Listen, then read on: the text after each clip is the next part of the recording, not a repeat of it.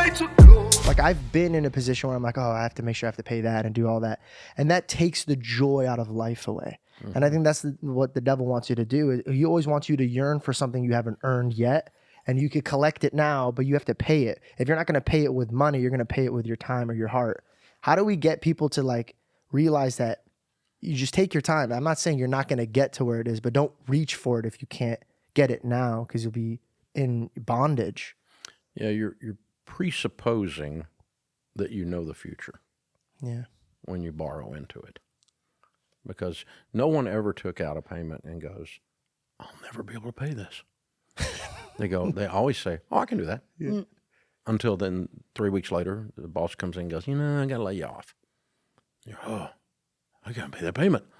And you're presupposing that you know something about the future. And no one, and everyone, again, when you're borrowing money, the borrowed money idea always works when it works.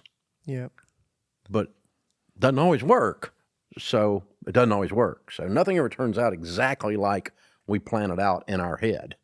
1,000,000%. And so there's a level of arrogance that caused me to be able to believe I could borrow whatever I want to borrow.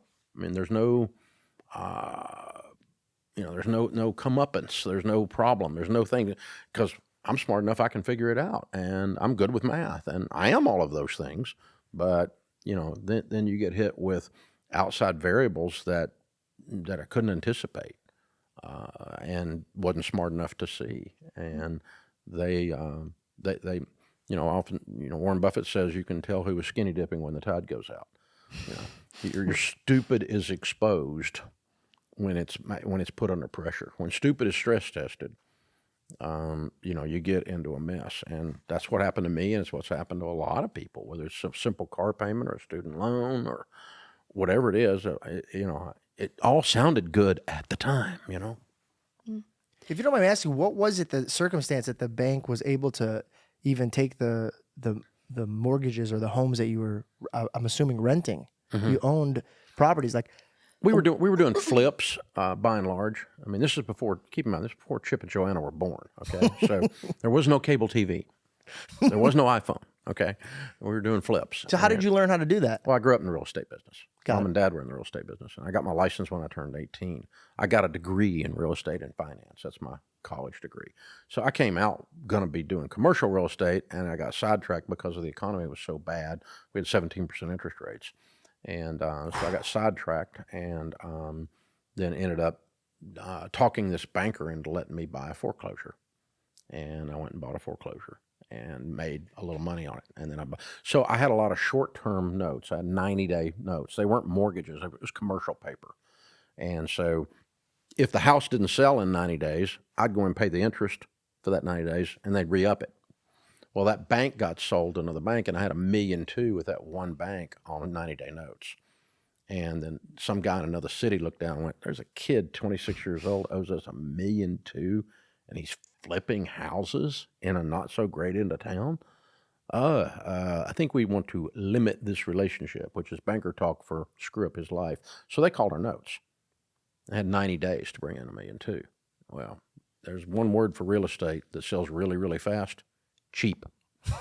So we start giving away our houses in order to try to make those notes. And then the second largest lender, I had $800,000 out. Heard that I was in trouble, because I was in trouble, and small town word gets around. And they called our notes about another 90 days later. And so I got $2 million, boom, in less than 6 months I got to come up with. And it's all in real estate. I didn't have any cash. I was pouring every dollar of cash back in. I was completely leveraged. I was the opposite of the Dave Ramsey that's sitting here now. And so, yeah, it just blew up, and we fought it. We got a bunch of it sold, and we paid a lot of it. But we got sued so many times because we were in default on everything. I mean, we could not handle the hurricane.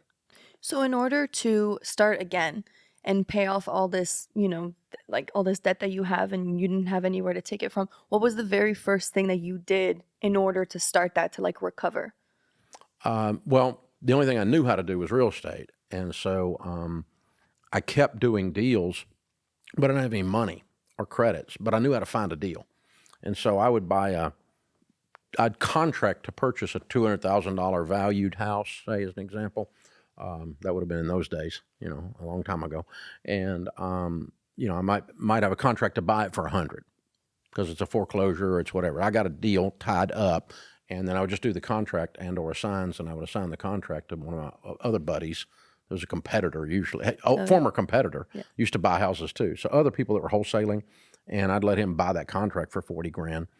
And he's 140 into a $200,000 house, and I got nothing. I didn't touch it. I just did the deal, move the shells around, and walk away with $40K at the table. And so I made, in those days, $100,000 was a lot of money. I was making $100,000 a year again within a year. But that quick. But I was just scraping and flipping and going and working all the time. I was so scared I couldn't breathe. I had a little baby, a brand new baby, and a toddler, and a marriage hanging on by a thread. And I'm a new believer. I didn't know. It's so tender and young and stupid, but I just fought and fought and fought and fought. And then I started doing some coaching on these biblical principles, and that started taking off. And we made the decision in 1994, a few years later, to go full time, to drop real estate. I'd started a little radio show. And we'd figured out that we could make $60,000, we thought, with financial peace, selling a little book that we had out of the trunk of the car, and made 140 the year before. I said, I think we can take a pay cut to 60. We can live on that because we don't have any bills. And I think this is what God's telling us to do, to go help people with his ways of handling money. And we'll do some seminars and get some speaking fees, and we'll do the little radio show, and we'll sell some of the books and do some counseling one-on-one, get paid for that. And we made $61,000 the next year. And that was the first year of financial peace.